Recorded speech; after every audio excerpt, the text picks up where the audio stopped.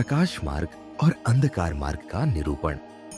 हे भरत श्रेष्ठ, जिस समय में शरीर को त्याग कर जाने वाले योगियों का पुनर्जन्म नहीं होता है और जिस समय में शरीर त्यागने पर पुनर्जन्म होता है, उस समय के बारे में बतलाता हूँ। जिस समय ज्योतिर्मय अग्नि जल रही हो, दिन का पूर्ण सूर्य प्रकाश हो, शुक्ल पक्ष का चंद्रमा बढ़ रहा हो और जब सूर्य उत्तर दिशा में रहता है, उन 6 महीनों के समय में शरीर का त्याग करने वाले ब्रह्मज्ञानी मनुष्य ब्रह्म को प्राप्त होते हैं। जिस समय अग्नि से धुआं फैल रहा हो, रात्रि का अंधकार हो, कृष्ण पक्ष का चंद्रमा घट रहा हो और जब सूर्य दक्षिण दिशा में रहता है, उन 6 महीनों के समय में शरीर त्यागने वाला स्वर्ग लोकों को प्राप्त होकर अपने शुभ कर्मों का फल भोग कर पुनर्जन्म को प्राप्त होता है।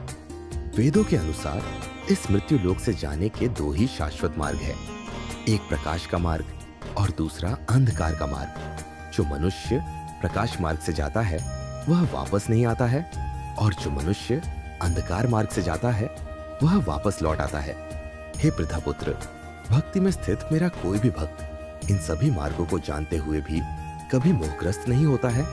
इसलिए हे अर्जुन, तू हर समय मेरी भक्ति में स्थिर हो। योग में स्थित मनुष्य वेदों के अध्ययन से, यज्ञ से, तप से और दान से प्राप्त सभी पुण्य फलों को भोगता हुआ अंत में निश्चित रूप से तत्व से जानकर मेरे परम धाम को ही प्राप्त करता है, जो कि मेरा मूल निवास स्थान है।